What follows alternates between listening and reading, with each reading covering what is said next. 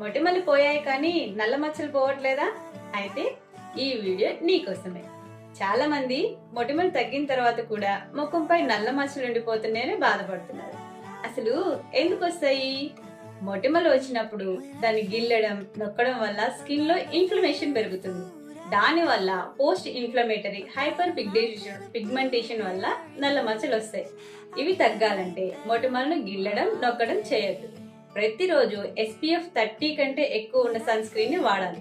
మీ skin కి సరిపోయే niacinamide లేదా విటమిన్ C ఉన్న ప్రోడక్ట్ ను తప్పకుండా వాడాలి. వెంటనే ఫలితం రావాలని లేదు, కొన్ని వారాల తర్వాత, నెలల తర్వాత సమయం పడుతుంది. ముఖ్యమైన విషయం, మచ్చలు చాలా ఎక్కువగా ఉంటే, తగ్గకపోతే తప్పకుండా డెర్మటాలజిస్ట్ ని సంప్రదించాలి. మీకు మొటిమల వల్ల సమస్య లేక నల్ల మచ్చల వల్ల సమస్య, ఏది ఎక్కువగా ఉందో కామెంట్ లో చెప్పండి. దానికి సంబంధించిన టిప్ రేపు మీకు షేర్ చేస్తాను.